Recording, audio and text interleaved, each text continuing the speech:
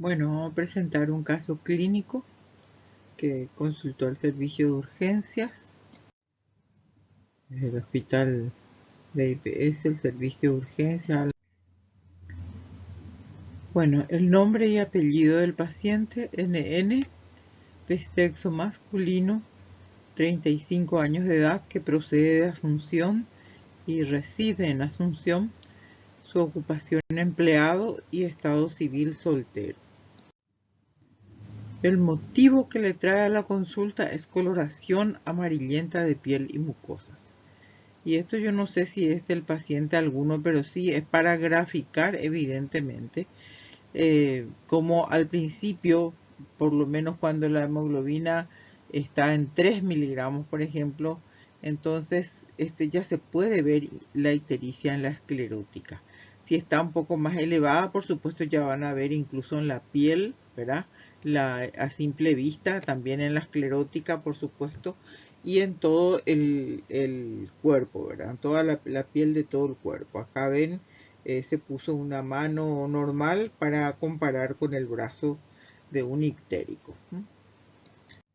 En cuanto a los antecedentes de la enfermedad actual, los datos son aportados por el paciente y merecen fe. El cuadro se inicia hace 2 meses, ¿verdad? Con color amarillento de piel y mucosas.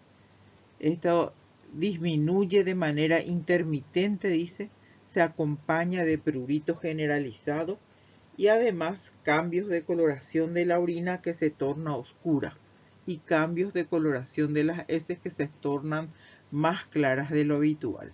Acá llama la atención que dice que hace 2 meses se inició la afección con coloración amarillenta de piel y mucosas, pero que disminuye de manera intermitente. O sea, evidentemente lo que quieren decir es que hay días en que el paciente se aclara un poquito más, ¿verdad? O desaparece la ictericia aparentemente y después vuelve otra vez a aparecer. O sea que es en forma intermitente. Eso es importante para que después tengamos en cuenta por qué se produce. Acompaña al cuadro dolor en epigastrio de inicio insidioso de tipo pesadez, sin irradiación, que cede parcialmente con analgésicos comunes. Se acompaña de pérdida de peso, aproximadamente de 10 kilos en forma involuntaria. Esto es muy importante también, la pérdida de peso, ¿no? 10 kilos en forma involuntaria. En cuanto a antecedentes remotos de la enfermedad actual, refiere internación 3 meses antes por pancreatitis aguda leve de etiología indeterminada. O sea, no pudieron determinar la causa de la pancreatitis. Bueno, entonces refiere internación hace 3 meses. Esa es su antecedente remoto de la enfermedad actual. Estuvo internado, ¿verdad?, por un cuadro de pancreatitis aguda leve de etiología indeterminada. En cuanto a sus antecedentes patológicos personales, el paciente no se conoce portador de patologías crónicas de base como hipertensión arterial, asma, diabetes mellitus y otras. Niega alergia a medicamentos de uso común y antecedentes quirúrgicos ninguno.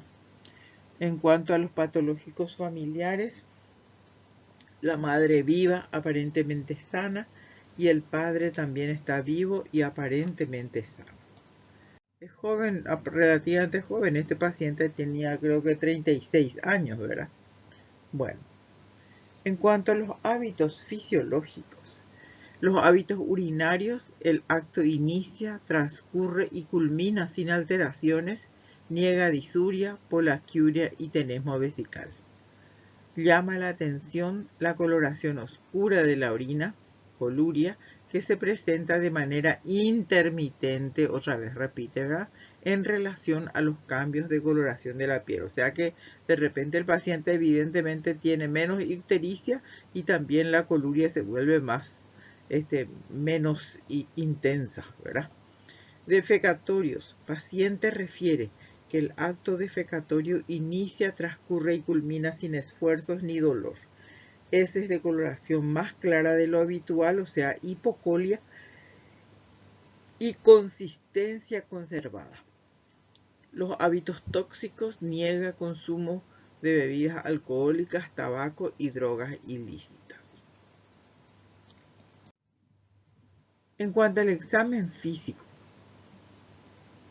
describen entonces en la actoscopía cómo observan al paciente. Describen las facies, la actitud que adopta, o sea, todos los detalles que ustedes pueden describir al presentarle a un paciente, para que el que le esté escuchando a ustedes se imaginen con quién, o sea, qué tipo de paciente están teniendo enfrente. Entonces, en cuanto a la actoscopía, el paciente es un paciente de sexo masculino, adulto de 35 años, lúcido, ubicado en tiempo y espacio, de facies compuesta, normosómico, normolíneo. Adopta en el lecho el decúbito dorsal activo indiferente. Llama la atención un tinte ictérico de las escleróticas oculares. Impresiona ser portador de patología aguda, dice. Entonces, patología aguda, pero bueno, posiblemente por la coloración amarillenta y todo eso, y porque aquí describen como facies compuestas, o sea, si en el caso que muestre dolor en ese momento se tendría que describir como facies sufriente, ¿verdad?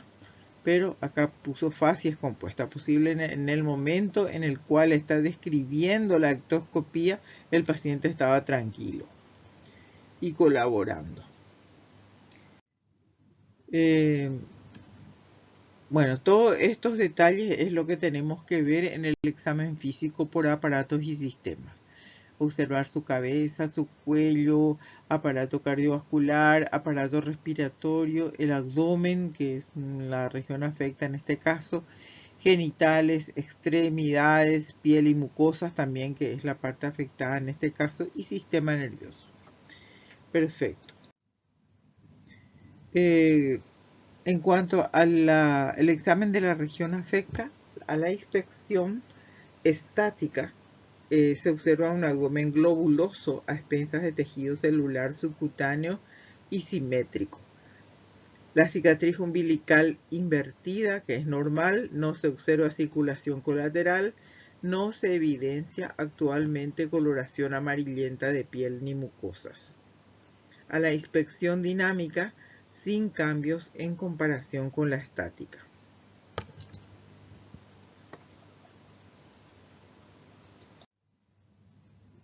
A la palpación, abdomen blando, depresible, no doloroso a la palpación superficial ni profunda en todos los cuadrantes, sin defensa muscular, sin signos de irritación peritoneal, resto del abdomen sin particularidades. No palpo tumoraciones ni visceromegalias. O sea que cuando ustedes están describiendo, si es que no palpan realmente un hígado aumentado o no palpan un vaso aumentado, entonces ustedes digan no palpo, porque entonces si viene otro y dice yo palpo, eso es una sensación subjetiva y puede ser que a ustedes no le llamó la atención y a él a lo mejor le impresiona como que es hígado aumentado de tamaño o vaso, ¿verdad? Entonces ustedes no digan si es que ustedes no palpan. A la percusión, la sonoridad conservada en todos los cuadrantes, y en la auscultación se auscultan 5 ruidos hidroaéreos por minuto. Recuerden que lo normal es generalmente de 3 a 5, pero puede estar un poquitito más, pueden ser un poco más frecuente que eso, sin llegar a ser muy llamativo, como por ejemplo en las gastroenteritis y eso, que hay por encima de 10 ruidos hidroaéreos por minuto generalmente se auscultan, y a veces son audibles a distancia, como en el caso de las oclusiones intestinales, en donde siempre hay ruidos hidroaéreos muy aumentados que a veces se escuchan a distancia y que acompañan a las crisis de dolor. En este caso entonces estaba normal. El examen físico. También ese examen físico, entonces, además de palpar el abdomen, acá también, no sé si más tarde va a mostrar, pero generalmente antes de hacer el tacto solemos hablar, ver, examinar si la puño percusión, cómo está, ¿verdad? Buscamos puño percusión de ambos lados en la zona lumbar, ¿verdad? Y ahí hacemos constar si es positivo de un lado o si es negativo de ambos lados. La puño percusión, entonces buscamos con el puño cerrado, ¿verdad? Dando 2 golpes secos en cada fosa lumbar. Y eso hay que hacer constar. No sé si acá pusieron nomás en otro orden, pero generalmente lo describimos antes, o sea, cuando terminamos de describir la palpación y la percusión y auscultación del abdomen. Acá continuaron con el tacto rectal, ¿verdad?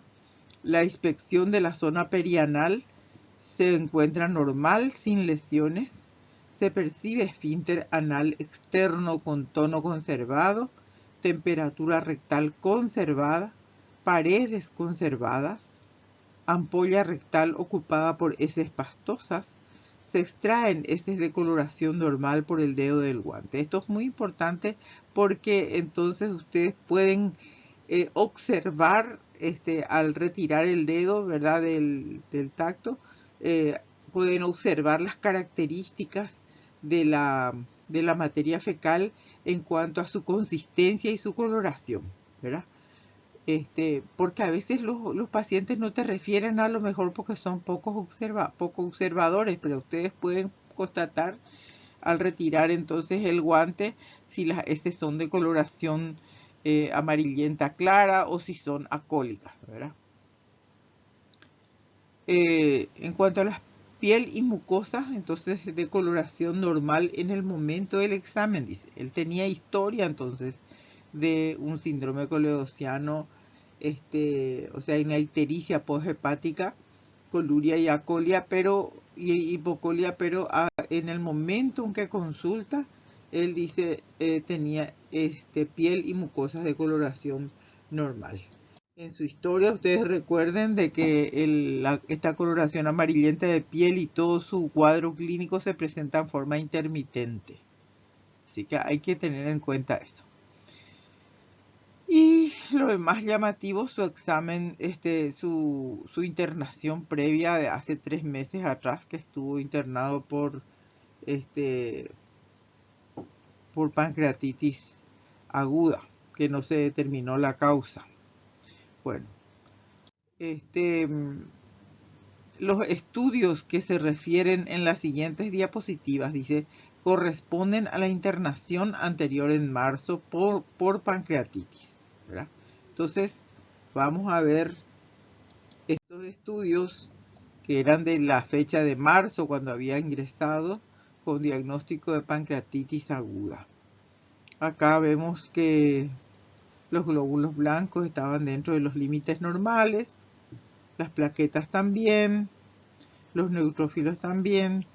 Las pruebas funcionales hepáticas son las que están alteradas, ¿verdad? Aumento de la fosfatasa alcalina, también de las transaminasas, ¿verdad? La bilirrubina total bastante elevada, ¿verdad? 9.27 y 10 a expensas de la directa, ¿verdad?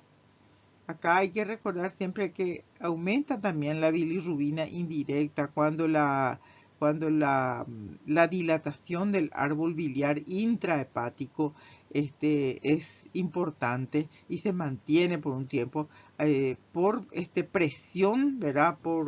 Porque está comprimiendo las células hepáticas, entonces hay cierta destrucción de los hepatocitos, por lo cual la bilirrubina indirecta aumenta también. Pero ya ven ustedes que siempre del total de bilirrubina siempre hay un predominio de la directa que indica entonces que esta ictericia es poshepática, ¿verdad? La amilasa 1023, justo que dijimos, entonces cuando está cerca de 1000, ¿verdad? Puede estar aumentado 3 a 5 veces más que su valor normal, entonces ya podemos hablar de pancreatitis. y sobre todo entonces cuando se pide la lipasa, que es más específica, cuando se piden las dos al mismo tiempo, es luego entonces podemos certificar de que aquí el paciente está cursando con una pancreatitis. Entonces, en la ecografía abdominal se encontró esteatosis hepática de grado 2, ¿ya? O sea, un hígado graso bastante importante. Microlitiasis vesicular. Recuerden que las microlitiasis son las que frecuentemente también obstruyen el conducto colédoco porque están pasando con facilidad a través del cístico y luego pueden obstruir momentáneamente el colédoco y después pasar hacia el duodeno, ¿verdad? Entonces en el momento que se hace el estudio a veces no se encuentra. No encontramos ahí una litiasis que pueda justificar esa obstrucción. Pero bueno, las vías biliares dilatadas sí es un signo indirecto de que puede haber algo que está obstruyendo en el tercio inferior del colédoco, ¿verdad? Las vías biliares dilatadas.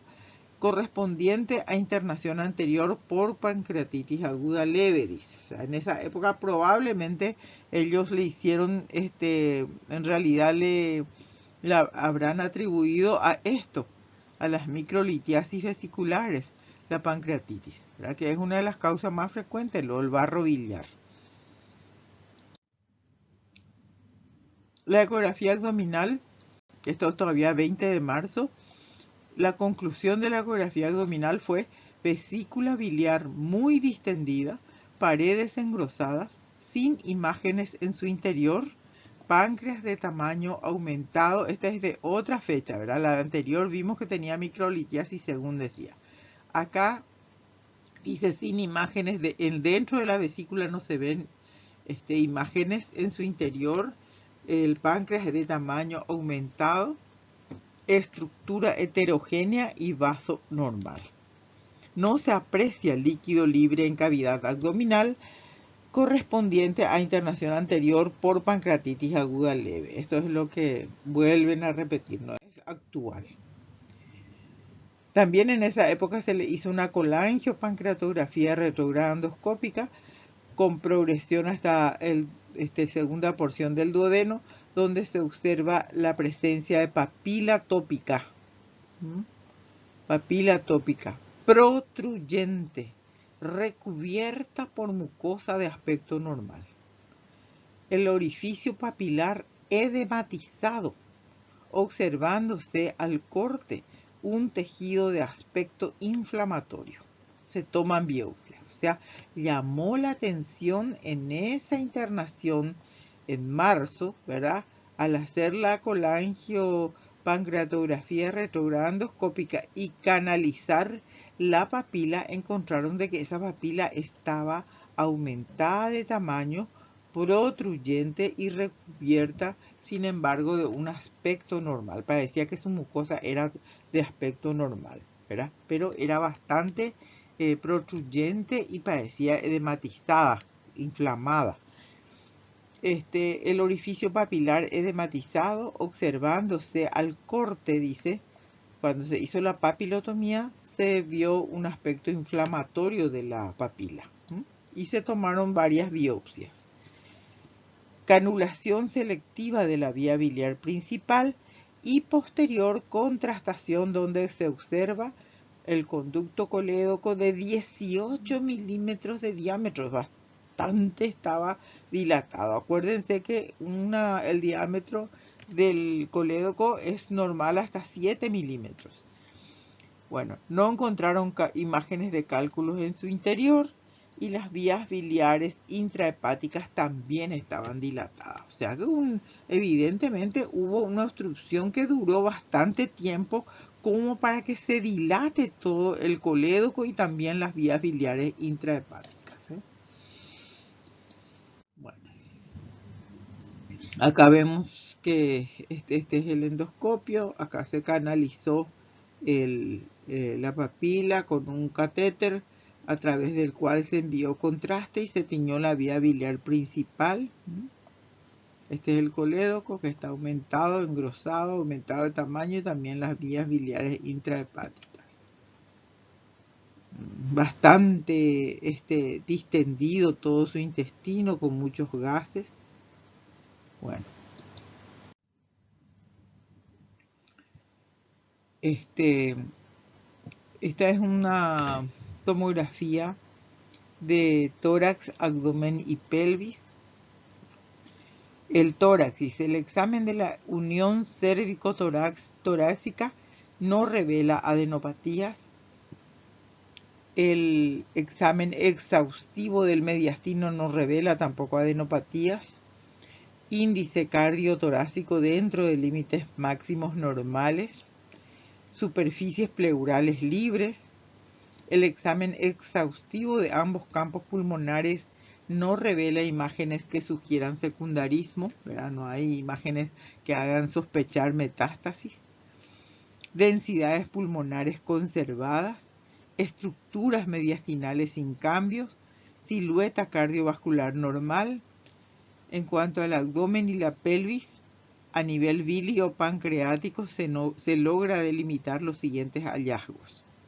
Cabeza del páncreas de tamaño aumentado, pero sin lograr por este método poco específico una masa o nódulo hipo o hipervascular, pero como signos indirectos de una lesión obstructiva se menciona que el Wirsung en toda su extensión mide 2.1 milímetros.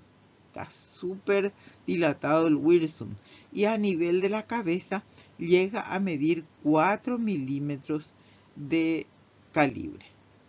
Con disminución brusca en pico de ave de su calibre, el colédoco está dilatado con paredes gruesas, con aire en su interior, así como la vesícula biliar en relación a cambios postendoscópicos. El colédoco llega a medir 12 milímetros de calibre, la ecografía decía 13, ¿verdad? Las vías intrahepáticas están demarcadas. Estos hallazgos se deben complementar con colangio, resonancia magnética, ¿verdad? Y también de abdomen superior, que es un método más sensible. O sea que una colangio entonces es lo que está sugiriendo. Podrían corresponder a cambios neoplásicos versus inflamatorios crónicos, dice.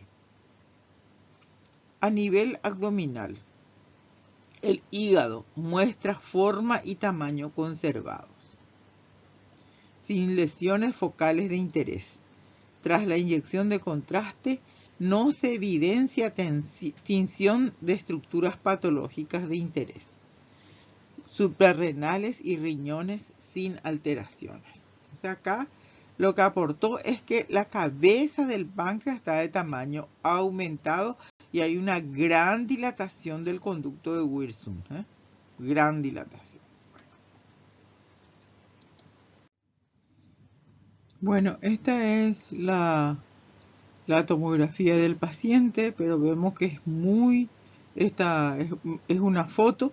No sé si intentaron poner el video y no pudieron grabar o no enviaron, pero acá no se puede mover esto, porque no tiene acá donde activar. Y es una imagen muy baja. Acá está, ya vemos cómo están los huesos y eso acá de la cadera. O sea que del fémur más bien. Entonces no podemos visualizar acá el páncreas ni nada. Tiene que ser, esto es muy inferior nomás, pero evidentemente no se les cargó la imagen tomográfica. Bueno, no obstante ya nos describieron todo antes, ¿verdad? Todo esto es entonces de la internación de marzo, cuando tenía una pancreatitis aguda. Y el retorno de la biopsia de la colangiopancreatografía retrógrada, que es la que realmente nos interesa, trae fragmentos de mucosa intestinal y de la vía biliar con edema y aumento del infiltrado linfoplasmocitario en lámina. Se nota además aislados y escasos acúmulos de células atípicas. sin estroma para evaluar su naturaleza e infiltración. Pero acá ya se veía entonces que había acúmulos de células atípicas en esa papilotomía que se hizo, en donde se vieron de que se veía bastante inflamada y era protruyente la papila. Se hicieron varias biopsias, entonces no pudieron decir exactamente el nombre y apellido de la lesión, si es un adenocarcinoma o lo que sea, pero se vieron células atípicas, evidentemente.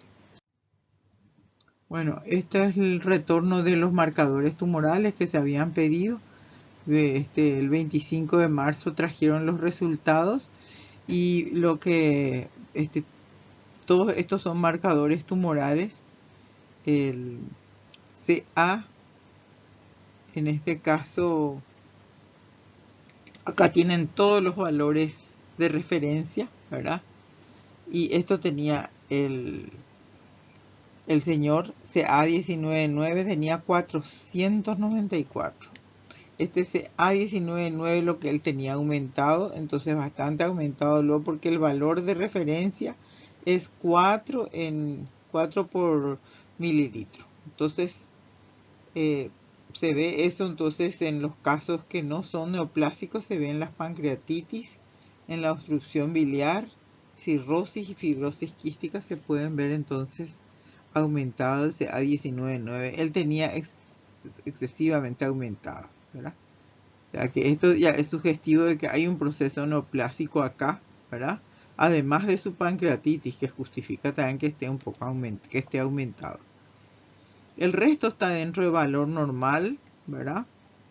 CA125, por ejemplo, la referencia del CA125, acá vamos a ver, esta es la referencia es menos de 35 y él tiene 18.9. Y las alfa-fetoproteínas, que está en primer lugar acá, tiene que ser valor de referencia, es menor a 15 por mililitro y él tiene 1.24. Entonces estos marcadores están dentro de los límites normales. El que está elevado es el CA199, que se ve entonces en las neoplasias, ¿verdad? Y también en estas causas que no son neoplásicas, ¿verdad? Puede estar elevadas, como son la pancreatitis y la obstrucción biliar, que este paciente presentó en algún momento también, pero está bastante aumentado, sugestivo entonces de que tenga un proceso neoplásico. Se le hizo además, como siempre, en todo proceso, en todo paciente que tiene un síndrome ictérico, ¿verdad? Igual se le hace aunque pensemos, esta es una, clínicamente y todo, bla, bla, es una causa de la ictericia posthepática y bla, bla, igual le hacemos una serología para hepatitis. Aunque tengamos la certeza de que es un síndrome colewociano el que es la causa de su ictericia, siempre tenemos que pedir nomás de rutina la serología para hepatitis. Y vinieron negativos.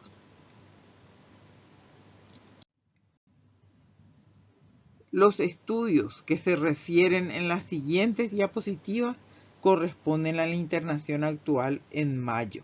Ahora vamos a pasar a la nueva internación del paciente que vino ahora por coloración amarillenta de piel y mucosas. Bueno, este paciente entonces, que se había internado en marzo, ¿verdad? Y en esa internación con el diagnóstico de pancreatitis aguda, ¿verdad? Se realizó todos sus laboratorios, sus estudios, y llamó la atención en la colangiopancreatografía retrógrada de que tenía una papila muy protruyente, aumentada de tamaño, con una sospecha, ¿verdad?, de neoplasia a nivel de la papila, y se realizó varias tomas de biopsia. Se hizo la papilotomía y se vio que era tejido sospechoso, era inflamatorio, pero sospechoso y se le hizo entonces varias tomas de biopsia y se llevaron a estudiar y vinieron células atípicas, ¿verdad?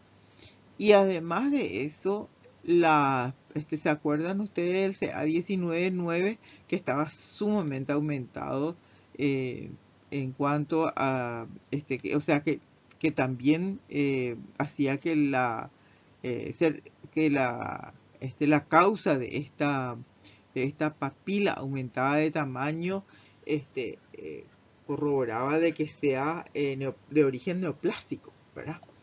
Bueno, entonces se hizo diagnóstico de ampuloma, evidentemente siempre se mantiene el contacto con el paciente y se le orienta y se fija una nueva fecha para internación en la cual se le vuelve a estudiar y se le prepara para la cirugía. En este caso se internó el 17 y empezó a realizarse sus estudios, ¿verdad? Y se operó el 27. Se hizo nuevos estudios, se le preparó todo y se operó el 27 de mayo, ¿verdad? La cirugía que se hace para un ampuloma es la misma que se utiliza para el cáncer de cabeza de páncreas. Se hace una cirugía de Whipple, se llama, ¿verdad? Una duodenopancreatectomía es. Bueno, entonces se le opera y después se va generalmente el paciente, que es una cirugía grande, ¿verdad? Entonces se le lleva para control los primeros días a UTI y luego de allí al servicio hasta que el paciente esté en óptimas condiciones para ir de alta.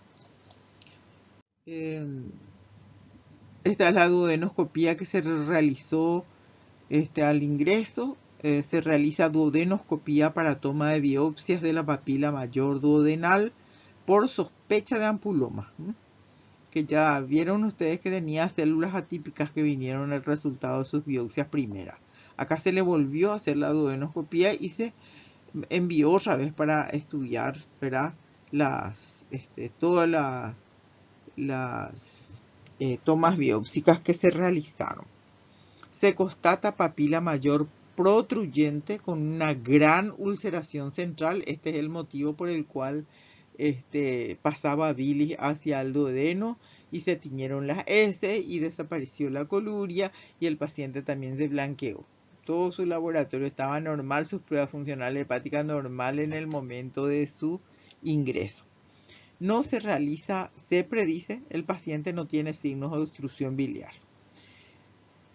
Esto entonces corrobora de que hay un ampuloma. La resonancia magnética abdominal con contraste endovenoso y colangioresonancia se realizó el 21 de mayo. Hígado de tamaño normal y bordes regulares con parénquima homogéneo. Vía biliar intrahepática de calibre conservado. Colédoco mide 7 milímetros. Sin evidencia de hipodensidades que ocasionen defecto de relleno intraluminal. Vesícula biliar distendida de paredes finas y contenido de señal homogénea. Páncreas de tamaño conservado, se visualiza trayecto del Wirsung con dilatación segmentaria proximal a la unión biliopancreática, donde mide 7 milímetros de diámetro. Región ampular, se observa un foco de restricción de la difusión y realce del contraste que mide 9 por 7 milímetros. Bastante también grande el proceso entonces en la papila. Ese es entonces se corrobora de que hay un ampuloma y se opera el 27 de mayo de 2020 y se realiza esta cirugía, duodenopancreatectomía cefálica.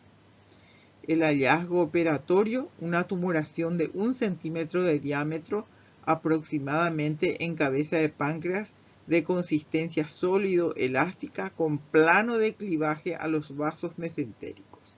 No se constata ascitis, carcinomatosis peritoneal, ni tampoco metástasis hepática.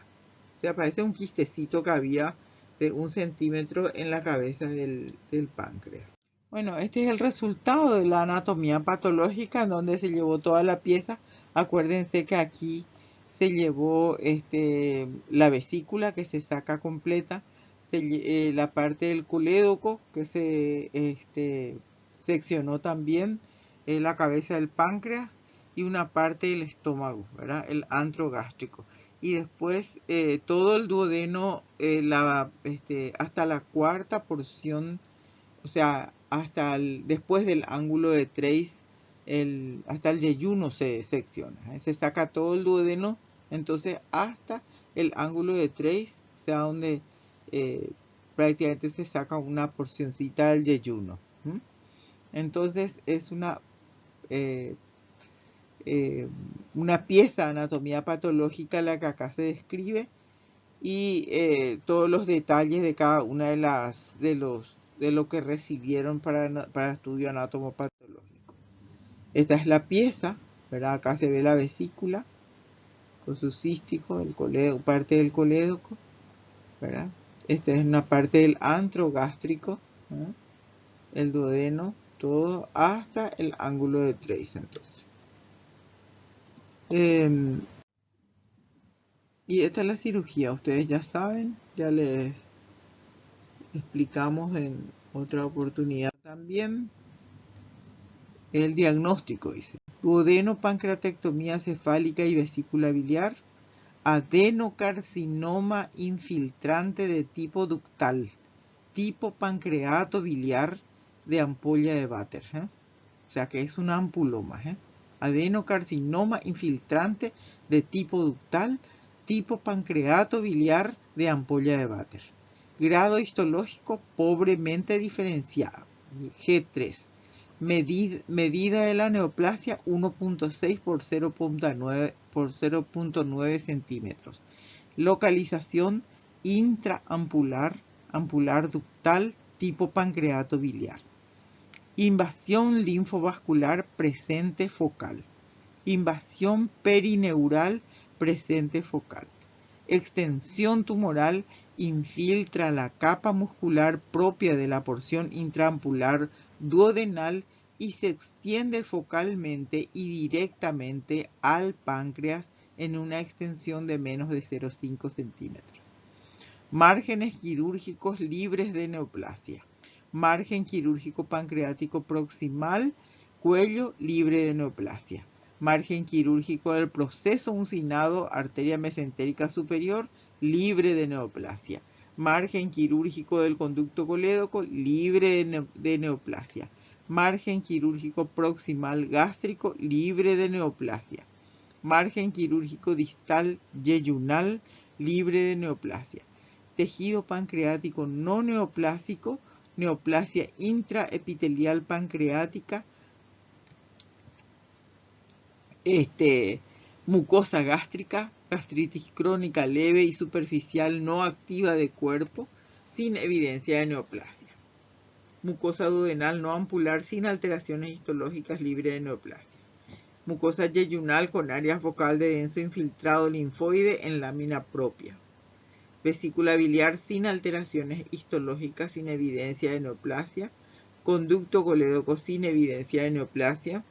Ganglios linfáticos del tejido adiposo pancreático duodenal. Fueron examinados 11 ganglios linfáticos, de los cuales uno se encuentra comprometido por macrometástasis de la neoplasia.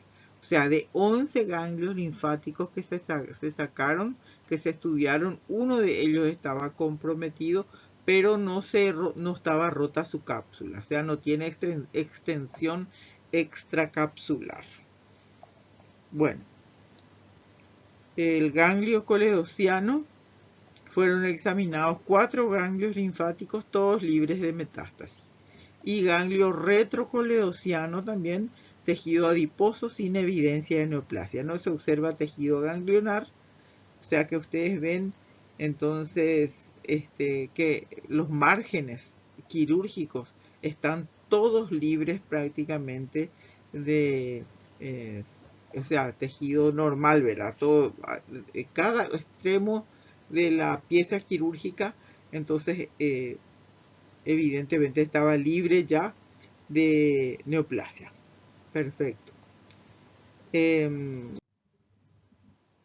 Y bueno, es muy interesante este caso para que quede nomás en la memoria de ustedes, ¿verdad? Que un síndrome coledociano de origen neoplásico puede ser también un ampuloma y tener ictericia con remisiones. O sea, puede ser que su ictericia sea también, así como en este paciente, intermitente. ¿Por qué? Porque el ampuloma se necrosa en su superficie y deja pasar la bilis. Y de repente otra vez obstruye completamente. El paciente está amarillo, biliverdínico.